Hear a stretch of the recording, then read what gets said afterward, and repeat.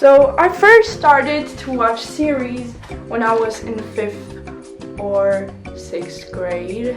Here's a picture of me. I can remember that my sister used to watch Pretty Little Liars, and once I watched it with her, and yeah, then eventually started to watch it myself, and that's the beginning of my addiction, because throughout the years of watching series, I kind of have developed a addictive relationship to series. And that's why we're going to talk about them today.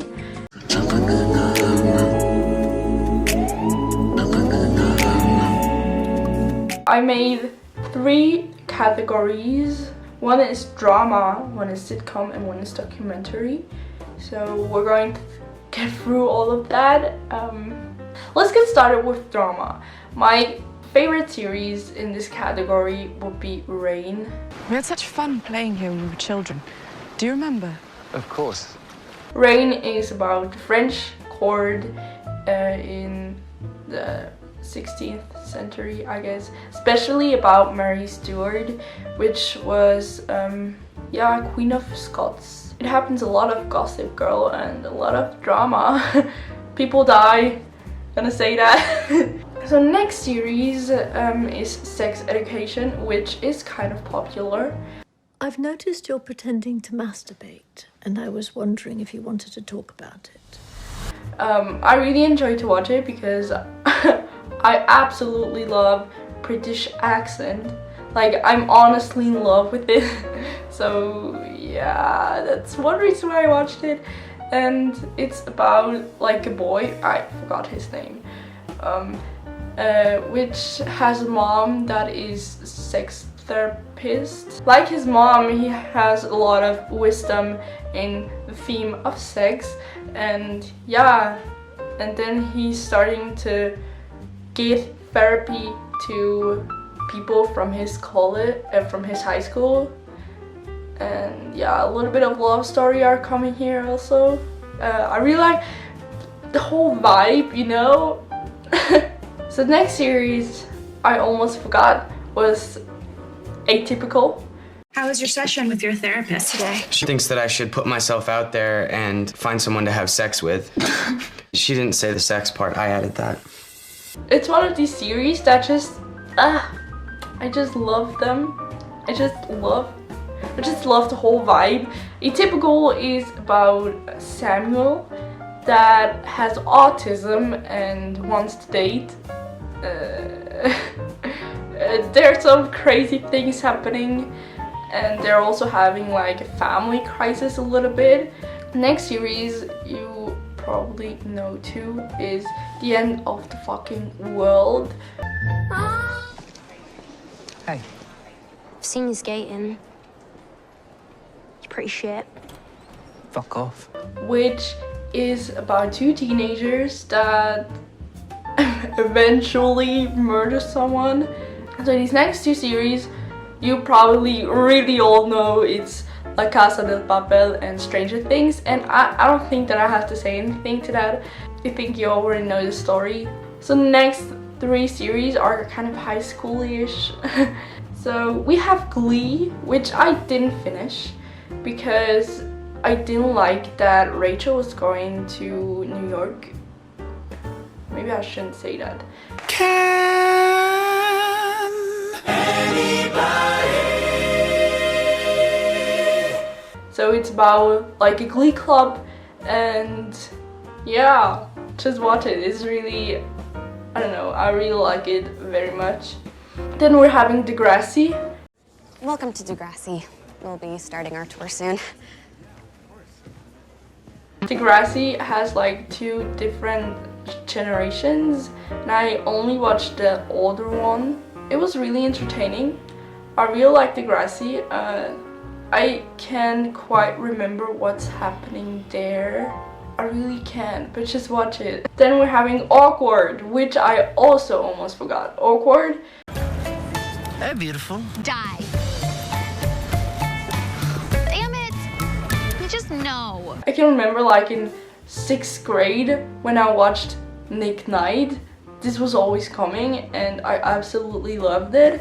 I think it's about a girl who is like having a blog, and yeah, actually no one's watching it, but someday by accident everyone thought that she wanted to kill herself, but actually she didn't.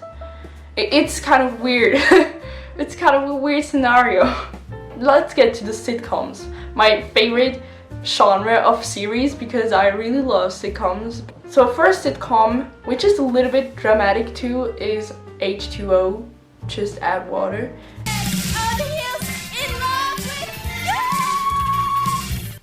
Yeah! I recently started to rewatch it because this is my childhood. Back then I watched it in German, but now I'm watching it in English, and it's Australian English, which is also a whole new game, and I really like to listen to it. H2O is about 3 girls that turn into mermaids, and now they have to deal with that fact, and they're also always like love scenarios, always love stories. Just something we need in our lives, am I right? Next series, and the best series of all series, is Friends. And there's a concept you should really be familiar with. It's what the Japanese call unagi. Isn't that a kind of sushi? I'll be there for you. Friends, if you didn't watch it or don't know what about it is, it's about 4 friends that live in New York, and there are happening weird stuff. Just saying, it's funny. I don't know which my favorite character is, but I really like Phoebe because she's like the weird one, you know? She's the weird one, and she's not fitting in the whole group, kind of. And then next series is One Day at a Time. So what's this history project you're working on? And then maybe later you can show me how to turn into a bat. Your mom's kind of mean. I'm obsessed with her. This is about a Cuban family, and it's not only funny, but they actually talk about very serious stuff in there, but it's funny. But at the end of every episode, there's always like a sad part, but that's all fine. I think it's okay. I think it's teaching you a lot of stuff about life. They're also talking about drugs and anxiety attacks and just so many things that are important and give you like life lessons. So that's why I like One Day at a Time. And their grandma, she's like bomb. She's so cool. She's so good. Next series is Alexa and Katie. You wanna dance? Yeah.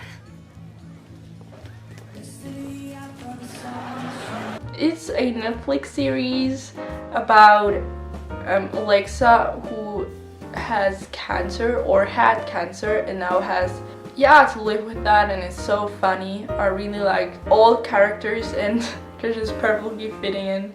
Really like the series, it's a good one. Let's get to the last part of this video, and this is documentaries. I don't know if you're into documentaries, but I am. I really like documentaries, especially documentary shows, which I'm super interested in, and yeah, I'm not a geek. So the first thing we're having on this list is the world's most extraordinary homes. It's a 2-pool house. That's my dream house, a 2-pool house. Actually, a single pool house is my dream house. So a 2-pool house is just, it's unimaginably marvelous. Which is a architectural series I watched back then with, oh my gosh, these houses, and it's again British English, which is a whole nother plus point. It's about an architect and an actor that like travel the world to see the most beautiful homes on this whole earth. It's so cool. These houses are really beautiful. Not gonna lie. If you're into architectural things or interior design, have a look. Next series is The Big Family Cooking Countdown. Pasta versus pasta. I know, 2 pastas for Giorgio, the expert. There are families that compete, and yeah, one is winning, and they're just cooking together, and I really like it. It's also British English. What a surprise! Yeah, I just really like it because 1, I really like food. 2, I really like cooking. 3, families, why not? And also, like, I really like the animation that they're using. It's so aesthetic. Like, woo! And then we're having the last series, Tiny House Nation. Hi, I'm John. I'm Hillary. I'm Micah. I'm Elijah. I'm Noah. I'm Sophie. I'm Jack. And we're going tiny!